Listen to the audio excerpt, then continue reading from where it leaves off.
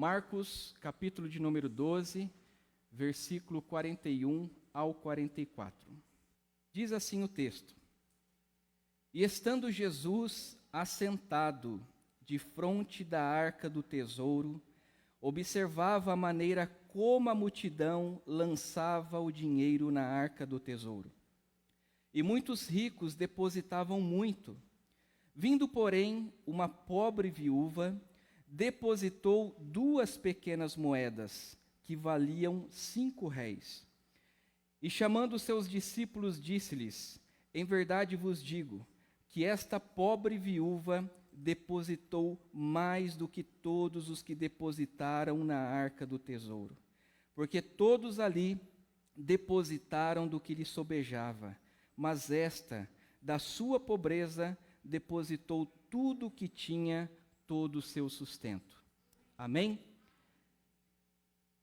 Para a palavra de hoje eu quero trazer um tema, e o tema é a minha vida como oferta ao Senhor.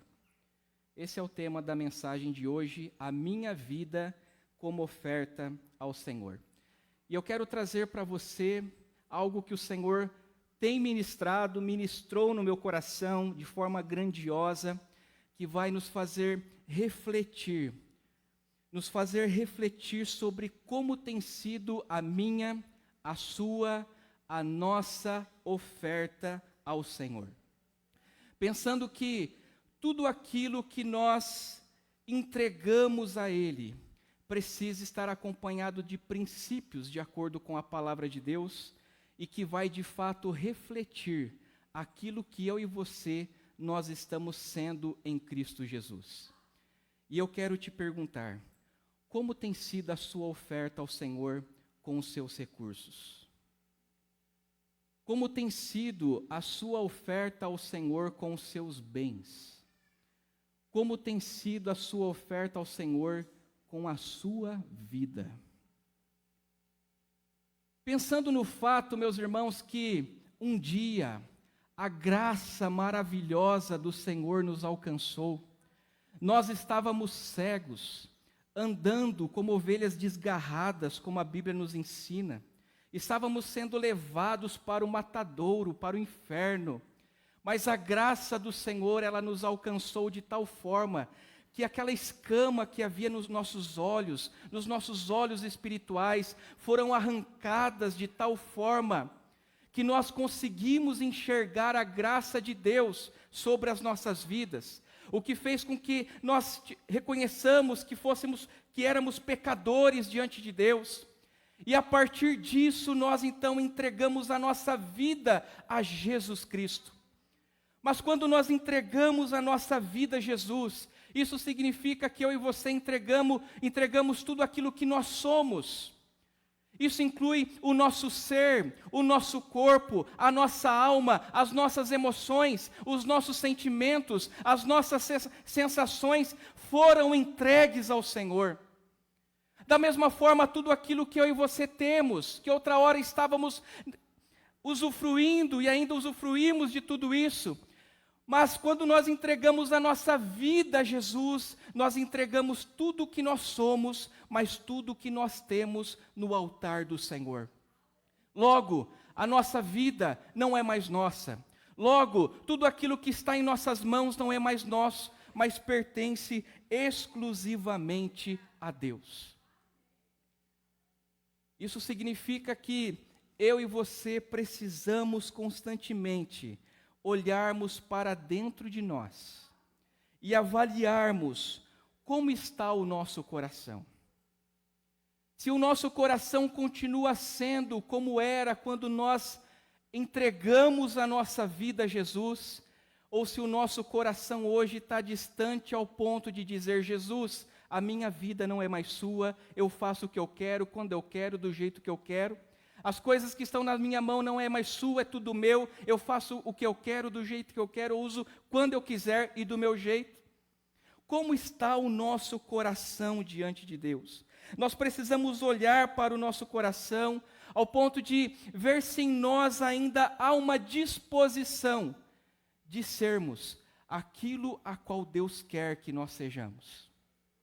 Nós precisamos olhar para nós ao ponto de avaliarmos se estamos sendo aquilo o qual Deus quer nos usar. Se nós estamos sendo aquilo pelo qual Deus um dia nos chamou. Se nós estamos dispostos a ir onde Deus quer nos enviar. Se nós estamos de fato dispostos a abrir mão de tudo em prol a causa do reino de Deus, em prol a causa de Jesus Cristo. Isso significa abrir mão, estar disposto a abrir mão do nosso tempo, do nosso dinheiro, do nosso lugar, das nossas vidas, de tudo o que somos e de tudo o que temos. Tal é a importância, meus irmãos, que a Bíblia traz a respeito do tema da oferta, pensando aqui em entregarmos tudo o que somos e que temos, que a Bíblia traz ela como um elemento fundamental para a vida cristã. Numa certa ocasião, um jovem rico, o contraste do texto que é referência para a mensagem de hoje, porque o texto está falando sobre uma pobre viúva. Mas numa certa ocasião, um jovem rico foi até Jesus e perguntou a Jesus: Mestre, o que eu preciso fazer para herdar a vida eterna? E conversa vai, conversa vem, e aquele jovem disse: Senhor, eu faço tudo isso, mas o que falta ainda? E Jesus disse: vende tudo o que você tem, dê aos pobres, e depois você vem e me segue. O problema para aquele jovem não era ele ser rico, porque eu creio que para alguns Deus dá a oportunidade de riqueza. E entenda que quando Deus dá a oportunidade de riqueza para mim ou para você, não é para nós ostentarmos, não é para nós alimentarmos o nosso ego e nos tornarmos cada vez mais egocêntricos. Mas se de alguma forma Deus está nos abençoando com riquezas, é porque Ele quer fazer de você um instrumento nessa terra para abençoar outras vidas, que por sua vez vão abençoar outras vidas. E assim o reino de Deus, através de nós, vai ser propagado, como assim o Senhor nos ensina na sua palavra. Mas o que Jesus ele estava querendo ensinar para aquele jovem era sobre a necessidade dele se desgarrar de algo que estava prendendo ele, de algo que de fato estava se tornando o seu Deus, o seu ídolo, ao ponto dele não estar disposto a de fato entregar-se totalmente a Deus, com todo o seu ser e com tudo o que ele tinha. Havia uma necessidade daquele jovem estar disposto a renunciar em prol do reino de Deus. A partir do momento que eu e você estamos dispostos a renunciar, a ofertarmos de fato a nossa vida no altar do Senhor, podemos então dizer que de fato seguimos a Jesus Cristo. Pois foi o que Jesus disse para aquele homem, para aquele jovem: vende o que você tem, renuncie isso, esse seu ídolo que te prende no seu coração, renuncie, depois você vem e me segue. As Escrituras Sagradas nos ensinam sobre a importância de sermos pessoas dispostas a ofertar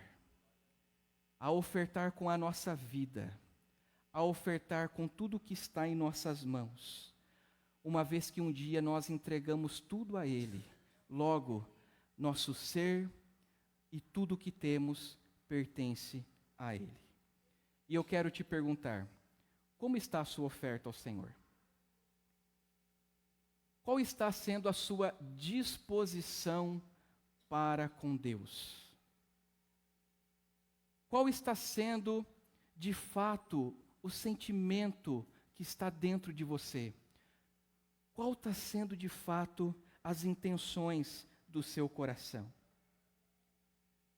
Do texto que nós lemos em Marcos capítulo 12, versículo 41 ao 44, se nós antecedermos alguns versículos, a partir do versículo 35, nós vemos que Jesus ele estava dentro do templo. E naquele ambiente haviam pessoas de todos os tipos. Tanto que do versículo 38 ao 40, Jesus ele faz referência a dois tipos de pessoas. A primeira delas, por mais que está ainda no versículo 40, Jesus ele está fazendo referência ao grupo dos pobres e dos necessitados. Porque Jesus ele faz menção a respeito das viúvas. E aqui cabe um parênteses, meus irmãos, para explicar que ser viúva naquela época era sinônimo de pobreza. Porque o meio de sustento de uma mulher vinha tão somente, primeiro, do seu esposo, se ela fosse casada, do seu filho, se o seu esposo tivesse morrido, e através do seu pai, se os dois primeiros não existissem ou se ela ainda fosse solteira. Era por estes meios que uma mulher ela conseguia sobreviver no tempo de Jesus. Então, quando ausentava-se um destes, essa mulher se tornava, principalmente quando o marido falecia, uma viúva. Só que é interessante nós vermos que Marcos, quando ele faz a referência dessa mulher, ele não só diz que ela é uma viúva, mas ele diz que ela é uma viúva pobre. Então Jesus ele está fazendo menção aos fracos, aos oprimidos, aos pobres e aos necessitados. Mas Jesus ele está fazendo menção também a um outro tipo de pessoa. E este tipo de pessoa é o tipo de pessoa que eu e você precisamos tomar muito cuidado para que na caminhada nós não nos tornemos como tais. E se em algum momento nós já nos tornamos, nós temos que refletir sobre a nossa conduta e voltarmos novamente às práticas essenciais da nossa fé. Mas o que Jesus ele está referenciando aqui a respeito do segundo grupo eram os religiosos daquela época. Que o próprio Jesus ele diz que eles gostavam de andar em vestes compridas nas ruas. E olha só, Jesus está fazendo menção aos escribas, o texto diz isso. E diferente dos saduceus, o grupo dos escribas não tinham tantas condições financeiras assim. Mas eles gostavam de se mostrar a sua aparência, aquilo que estava fora, mas que não tinha nada de essência da parte de Deus nos seus corações e nas suas vidas. Eles gostavam de ostentar uma aparência que de fato eles não possuíam aquelas condições. O próprio Jesus ele disse que eles também gostavam de saudações nas praças. Eles gostavam de saudar as pessoas sem sequer conhecer a muitas delas e sem sequer fazer nada a favor delas. Jesus, ele diz que estes homens gostavam de sentar nas primeiras cadeiras da sinagoga para se exibirem como uma autoridade perante os demais, para se sentirem superiores frente aos demais. Mas o próprio Jesus, ele diz no versículo 40, que para estes que exerciam uma falsa religiosidade, uma religião hipócrita, para estes restava apenas a grave condenação. E aqui está, meus irmãos, um ponto de atenção importante para nós. Porque daqui nós podemos entender que a religião, se ela não estiver ligada a uma mudança no nosso coração, para nada serve a não ser para gerar condenação às nossas vidas. Se eu e você nos tornamos como tais, religiosos, hipócritas, como diz as Escrituras, nós precisamos repensar a nossa conduta perante Deus. Jesus está mostrando dois tipos de pessoas. Um grupo de necessitados, através das viúvas, e apresentando o grupo dos religiosos. Homens que deveriam ser os primeiros a ofertarem as suas vidas ao Senhor. Homens que deveriam de fato serem os primeiros a ofertarem as suas vidas em prol dos fracos, dos oprimidos e dos necessitados. Mas que do contrário disso, gostavam de se ostentar, gostavam de se aparecer e mostrar algo que de fato eles não tinham na sua essência, que era a presença de Deus. O texto, ele é intencional na vida dos discípulos. O texto, ele é intencional nas nossas vidas. E a sua real intenção é a de nos chamar a atenção e de nos demonstrar como precisamos ter uma vida dedicada, como precisamos ter uma vida consagrada, como temos que ter uma vida disposta a entregarmos tudo o que temos e tudo o que somos ao Senhor e em prol a sua causa neste mundo. E diante disso eu quero trazer para você aqui 3 ensinamentos, os famosos 3 ensinamentos, quando não é 2 é 3. 3 ensinamentos que estão aqui nesse texto, meus irmãos, e que vão nos fazer refletir sobre a nossa postura cristã, nos reconduzir novamente à presença de Deus, nos fazendo entender a importância da oferta, pensando que tudo aquilo que nós ofertamos a Deus, primeiro é para a adoração do seu nome, é para a glória do seu nome, que vai refletir no seu reino, neste mundo, através das nossas vidas, e o quantas vidas poderão ser abençoadas a partir do momento que eu e você, de fato, decidirmos a sermos uma oferta viva no altar do Senhor. Quantas pessoas poderão ser alcançadas quando eu e você tivermos a decisão de sermos esta oferta viva? O Evangelho sendo pregado em maiores proporções, o Evangelho sendo pregado em maior escala, e vidas sendo alcançadas para a glória do nome do Senhor, quando eu e você nos dispormos a de fato ofertarmos ao Senhor, com nossas vidas e com tudo que nós temos. E o primeiro ensinamento que eu quero trazer aqui para você é: esteja disposto a sacrificar. Sacrificar é fácil? Se sacrificar é fácil, não é fácil. Mas a palavra de Deus nos ensina que nós temos que estar dispostos a nos sacrificarmos. A Bíblia nos ensina, dentro dos versículos que nós lemos, no texto que nós lemos, que os ricos eles depositavam uma grande soma de dinheiro. E para você entender, as pessoas não chegavam já direto no templo em Jerusalém. Havia todo um ambiente, é como que se fosse o pátio da nossa igreja aqui. Imagine a nossa igreja com todo o seu espaço. Primeiro havia o pátio dos gentios, aqueles que não eram judeus e que estavam limitados a entrar até ali. A partir dali havia a porta formosa e então o pátio das mulheres. E outros ambientes até que chegasse até o templo.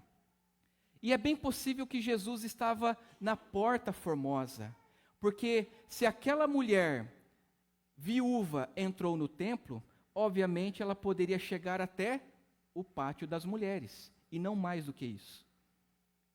E Jesus observava como que aquelas pessoas depositavam a sua oferta.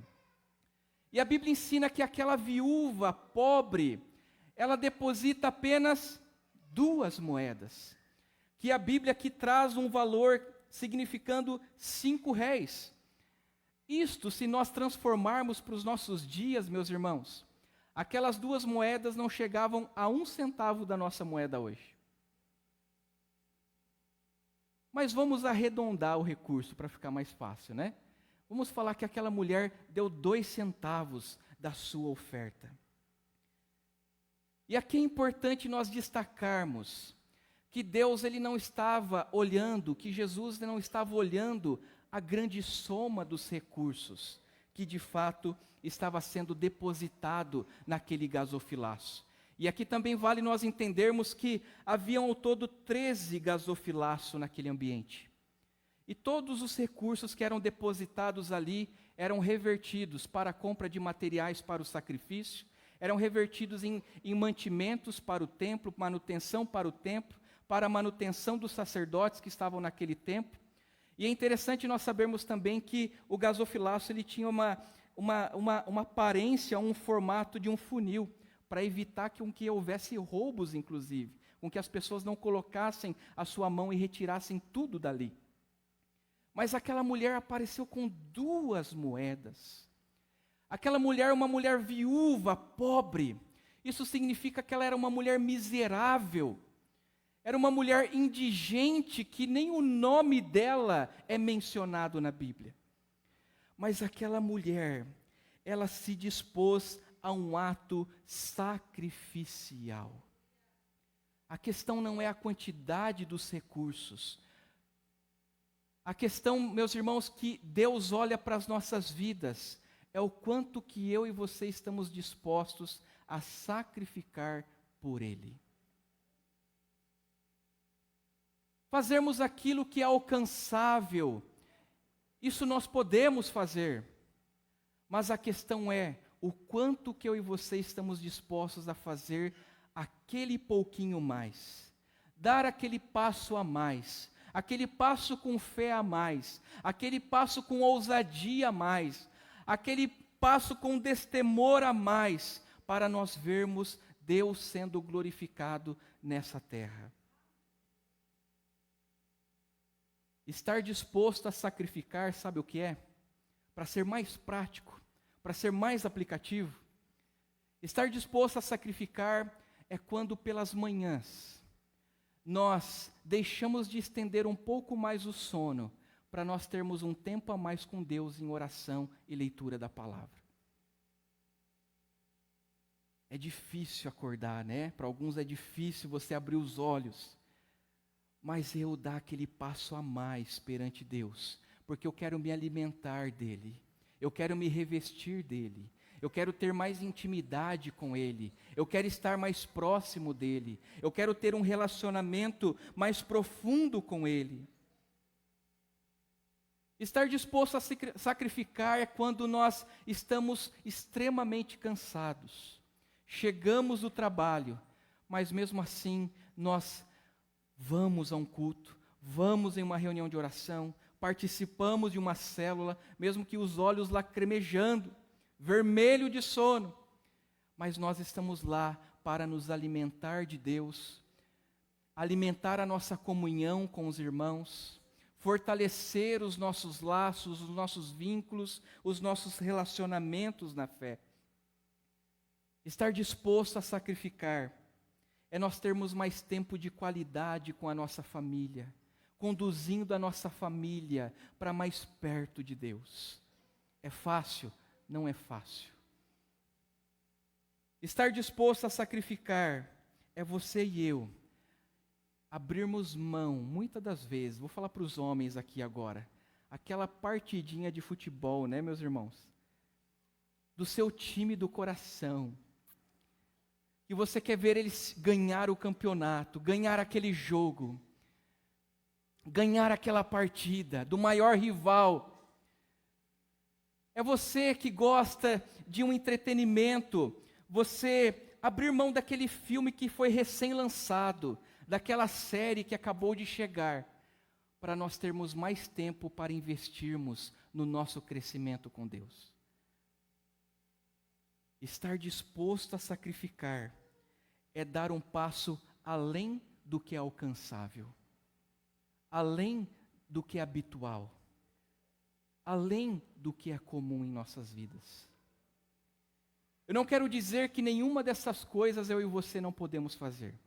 Nós temos que ter tempo de descanso.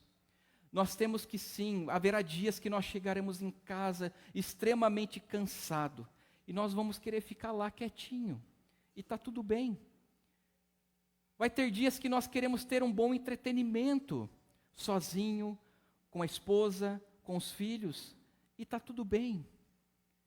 A questão é, quando nós fazemos dessas coisas um álibi, que impede de nós vivermos em mais e mais comunhão com Deus. É quando essas coisas se tornam aparentes, como na vida daqueles escribas religiosos, e se torna um ídolo no nosso coração, se torna um Deus em nosso coração, e nós não estamos mais dispostos a renunciar para estar mais próximo e mais íntimo do nosso Deus.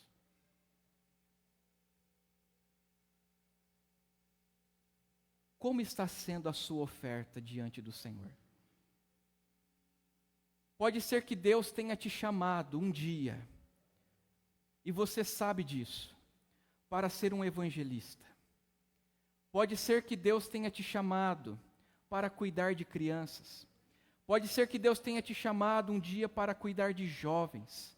Pode ser que Deus tenha te chamado para ser um homem íntegro, honesto, temente a Deus dentro do seu lar, no seu trabalho, uma testemunha viva de Jesus. Talvez Deus tenha te chamado para ser uma mulher de mais e mais oração. Talvez Deus tenha te chamado para ser um missionário e uma missionária. Mas o quanto que eu e você estamos dispostos a sacrificar para ser aquilo que Deus quer que nós sejamos? O quanto que eu e você estamos dispostos, é isso que está sendo levado em consideração. A nossa disposição, a inclinação do nosso coração, o que de fato está sendo o nosso Deus. A forma com que nós estamos dispostos a ofertar vai dizer muito como está sendo a nossa adoração diante de Deus. Aqueles homens religiosos pensavam que adoravam a Deus, mas era um peso na casa das viúvas, porque eles entravam, disse Jesus, com o pretexto de chegar lá e orar por elas, mas o pouco que elas tinham, eles comiam. Religiosidade extrema, falsa religião, falsa religiosidade, que não havia causado mudança no íntimo, no ser e no coração daqueles homens. O meu e o teu sacrifício é a nossa oferta ao Senhor. Segundo ensinamento, tenha a motivação correta. A Bíblia diz que aqueles ricos davam o que sobejava. O que sobrava é o que aqueles homens davam de fato. E olha só que interessante. Os historiadores dizem que muitos daqueles ricos que entravam no templo para dar a sua oferta, eles entravam com grupos de música. Sabe para fazer o quê? Quando eles davam uma boa oferta, eles tocavam as músicas. Logo, quem estava por perto, quem estava longe, ao ouvirem que o som tocou, sabiam que alguém tinha dado mais do que o outro. Ostentação. No reino de Deus não há espaço para ostentarmos. No reino de Deus temos que ter a disponibilidade e temos que ter uma motivação coerente com as Escrituras Sagradas. Jesus, ele estava observando, diz o versículo 41, como a multidão lançava a sua oferta. Ele observava como os pobres lançavam a sua oferta. Ele observava como os ricos lançavam a sua oferta. Ele observava que os religiosos não lançavam a sua oferta. Porque Jesus fala que os únicos que ele mencionou quem ofertou de fato foi a pobre viúva e os ricos. Mas os religiosos nem a isso faziam. Jesus estava olhando para a maneira que eles estavam fazendo. Como que está o meu e o seu coração quando nós nos dispomos a fazer algo para Deus? Qual tem sido as nossas intenções? Qual tem sido as nossas motivações diante de Deus para fazermos o que estamos fazendo? Quando um pregador sobe neste púlpito, a intenção do seu coração está sendo de anunciar o Evangelho para o povo que o ouve, para que o povo entenda a mensagem da cruz, a palavra de Deus, e aplique essa palavra no seu dia a dia, para que se aproxime cada vez mais com o Pai?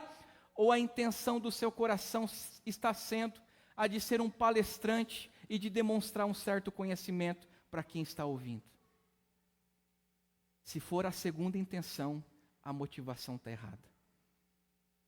Como é o coração daquele que sobe a um púlpito, a um altar, para ofertar um louvor a Deus? Quando os músicos sobem, seja aqui em qualquer lugar, a intenção está sendo de fato nós adorarmos a Deus, conduzirmos a igreja a esta adoração, ou a intenção do nosso coração está sendo a de mostrarmos uma capacidade, ou pensarmos que estamos dentro de um palco, em cima de um palco, nos exibindo para as pessoas? Se for a segunda intenção, a motivação está errada. Como é o coração de alguém que evangeliza?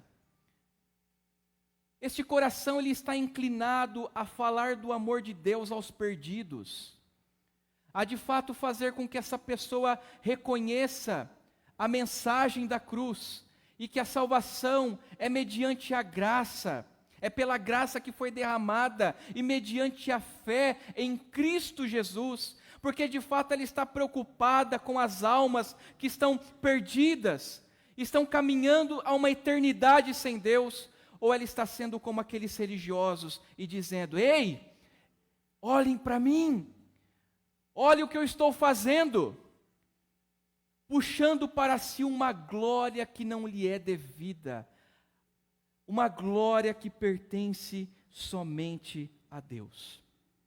Qual tem sido a sua motivação para dar a sua oferta diante do Senhor? Para entregar a sua vida no altar de Deus? Para entregar tudo o que você tem diante de Deus? Qual tem sido a sua motivação? O apóstolo Paulo, quando ele escreve para a igreja de Colossenses, no capítulo 3, versículo 23, ele diz assim: tudo, absolutamente tudo que Paulo está dizendo, que vocês fizerem, façam como que para o Senhor e não para os homens. Isso significa que quando você acordar de manhã, aquele cafezinho que você vai passar logo de manhã, você faz para a glória do Senhor. Pense que esse cafezinho vai estreitar relacionamentos dentro do seu lar, vai abençoar a sua família. Quando você sair para o trabalho pela manhã, pense que você está indo para adorar a Deus por meio do seu trabalho. O seu maior patrão é Deus. Você tem um patrão neste mundo, sim, que você vai honrar, e a sua honra a Ele vai dar glórias a Deus. Mas o que eu fizer ali no meu ambiente de trabalho, quando eu me afasto das más conversações, dando o testemunho de Cristo através da minha vida, da sua vida, quando as pessoas olharem para você e falar: olha, eu estou passando por uma situação, você ora por mim? Você está ali disposto a orar por ele, por ela?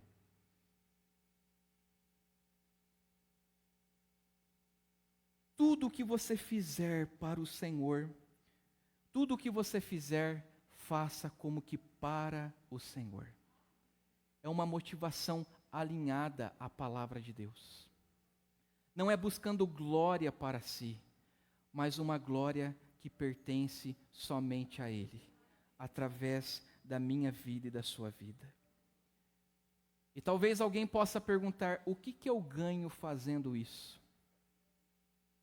Eu quero te dizer que, se a sua intenção é fazer algo pensando do outro lado em ganhar outro algo, a sua motivação já está desalinhada. A sua motivação já está errada. Se eu estou fazendo algo para Deus, pensando que Deus obrigatoriamente tem que fazer algo em troca por mim, isso é barganha, meus irmãos. E com Deus não tem essa história de barganha. Infelizmente, muitos pregam e vivem uma vida baseada nisso, onde eu vou fazer para Deus, para que Deus faça por mim. A Bíblia não nos ensina isso, pelo contrário. O que a Bíblia nos ensina é que o justo, ele não vai mendigar o pão, ele não vai passar necessidade. Isso significa que o suficiente ele vai nos dar. Mas muitos querem servir a Deus para em troca receber bênçãos deste mundo. Deus pode te abençoar? Deus ele pode te abençoar, porque Ele é Deus. Mas isso não significa que Ele deve te abençoar. Isso porque quando eu vou para a Bíblia, meus irmãos, eu vou para a vida de José lá no Egito. Um jovem que foi vendido pelos seus irmãos. Foi colocado na casa de Potifar. Quando ele foi tentado pela esposa de Potifar, ele não abriu mão dos seus princípios e valores de fé. Antes, ele foi lançado lá na prisão. Ele foi esquecido por todos lá na prisão.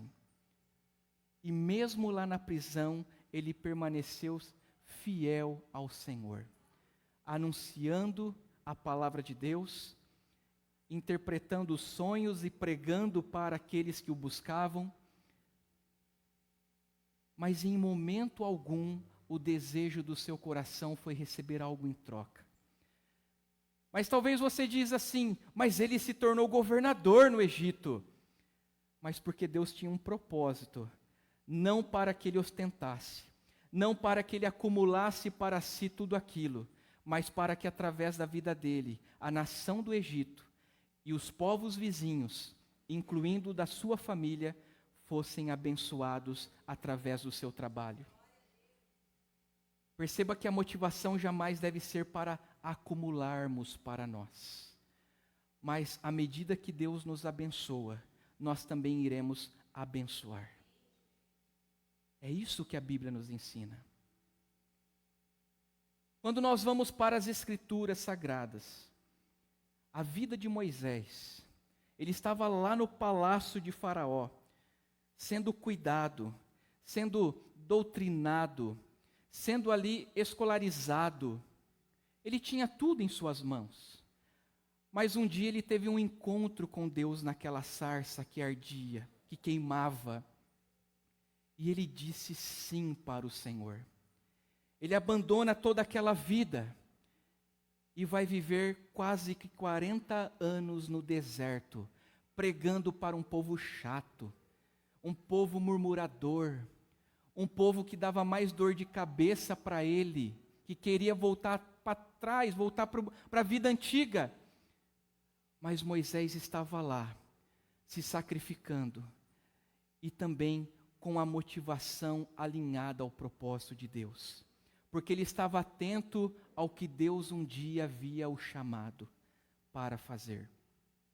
Quando nós vamos para a Bíblia e olhamos os profetas, a nação toda desviada, adorando outros deuses, longe de Deus, aqueles homens pregavam contra a injustiça social que os reis praticavam e pregavam para que o povo se convertesse novamente a Deus. Estes homens foram perseguidos, estes homens foram caluniados, foram tentados serem calados, mas eles permaneceram fiel a Deus. Ganharam algo em troca? Ganharam bênçãos? A maior bênção eles já haviam recebido. A maior bênção eu e você nós já recebemos. E essa bênção nós recebemos há 2000 anos atrás, na cruz do Calvário, quando Cristo nos reconciliou com o Pai. Esta é a maior bênção derramada por Deus em nossas vidas. Quando nós vamos para a vida dos discípulos, o que fez aqueles 12, que depois se tornaram 11, abrirem mão de suas vidas, abrirem mão dos seus negócios, abrirem mão de suas carreiras, para pregarem um evangelho E em troca disso, ao invés de receberem bênção e prosperidade, como muitos pregam e desejam, receberam perseguições, receberam açoites. Alguns, como Pedro, percebendo que era indigno de morrer como o Senhor, preferiu morrer crucificado de ponta cabeça. O que fez homens como Tiago, pastor de Jerusalém, estar disposto a perder a sua cabeça. O que fez destes homens como Paulo, um fariseu promissor. Poderia ele ter sido o maior dos fariseus da sua época, ou estar entre os melhores ou maiores fariseus da sua época.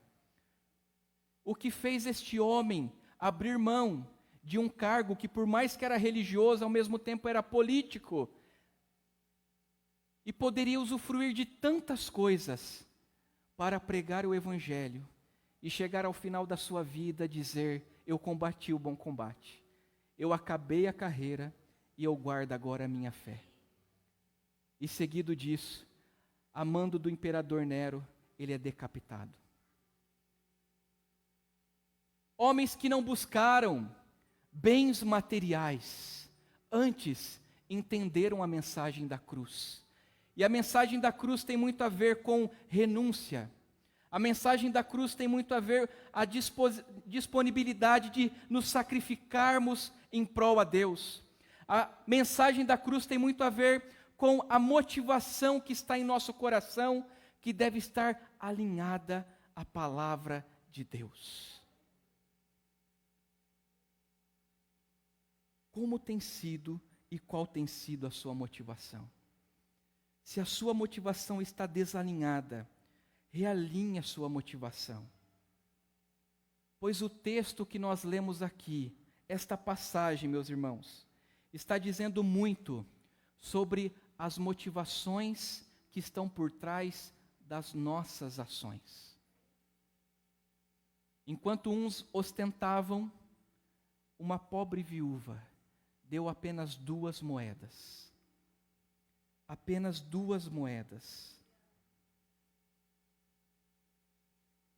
Aquela mulher, ela tinha todo o direito de pegar aquelas 2 moedas e converter, se é que dava, em uma refeição para ela.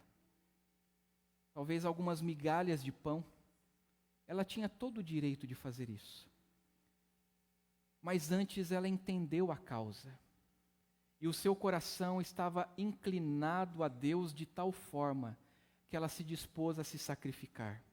A sua motivação estava tão alinhada à palavra de Deus, que pouco importava o que ela receberia, ou o que ela teria na sequência aquilo. E para ela pouco importava se aquele recurso seria usado de maneira certa ou errada, mas o coração dela estava inclinado e disposto a simplesmente adorar a Deus. E para isso, ela se dispôs a ofertar. Aquela mulher esteve disposta a se sacrificar, estava com a motivação alinhada. E terceiro, ela foi, e eu quero te dizer, seja um voluntário. Se nós queremos ofertar a Deus com as nossas vidas e com tudo o que temos, nós precisamos ser voluntários diante de Deus. Aquela mulher foi uma voluntária. Como está o nosso ato de voluntariarismo? Como estamos sendo voluntários diante de Deus de fato? Tal foi a sua disposição em se voluntariar, que ao final Jesus ele diz para os seus discípulos: esta viúva depositou, deu, ofertou mais do que qualquer outro que estava aqui. Mais do que os ricos que davam do que sobrava. Mais do que os religiosos que nem sequer davam nada, a não ser querendo se mostrar e querendo receber algo em troca. Todos os outros deram o que sobraram, mas ela se sacrificou. ela se motivou e ela se voluntariou. Por quê? Porque ela acreditava no propósito, ela acreditava no Pai, ela acreditava definitivamente naquilo pelo qual ela estava se entregando, inclusive estando disposta a, na sequência, não ter mais nada e perder a sua vida. E para concluir, eu quero novamente te perguntar: como está a sua oferta ao Senhor? Quando nós estamos em um relacionamento com alguém, qual é a maior prova de amor que nós podemos mostrar por essa pessoa? É o nosso sentimento? O sentimento é algo que é seu, você alimenta. Mas a maior prova que nós demonstramos por alguém, quando nós dizemos que a amamos, é quando nós transformamos esse sentimento em uma ação. Quando se torna visível, quando ele se torna palpável realmente. Isso significa que, se nós amamos a Deus, este amor ele precisa ser evidenciado em nossas vidas. Evidenciado através das nossas vidas. Através de um ato sacrificial diário, quando nós damos aquele passo a mais, quando nós saímos do comodismo e quando de fato nós avançamos, quando nós estamos com a motivação alinhada ao propósito de Deus na nossa vida e quando nós nos voluntariamos. A partir daí, nós podemos dizer que de fato nós estamos sendo uma oferta viva no altar do Senhor. E eu quero te dizer, Deus ele está nos convidando, nos chamando, nos despertando para sermos uma oferta no altar dele. Porque um dia ele pagou um preço por nós, meus irmãos. Jesus é o maior exemplo de oferta, meus irmãos. Jesus é o maior exemplo de ser uma oferta. Jesus deveria ter vindo a este mundo. Ele não era obrigado, mas ele se sacrificou, ele se voluntariou para cumprir a palavra do Pai. E se hoje nós somos salvos pela sua graça, através de uma fé que ele deposita em nós, é porque ele foi uma oferta de amor pelas nossas vidas. E o Senhor nos convida a sermos esta oferta. E se esse texto está aqui, se essa narrativa está aqui, é porque Jesus, ele quer nos ensinar algo, não é mesmo? É porque ele sabe que é possível, não é mesmo? Ele não diria algo para nós se não fosse possível. O impossível é só dele. Mas o que é possível, ele nos pede. Ele nos convida, ele nos convoca a fazer. Amém?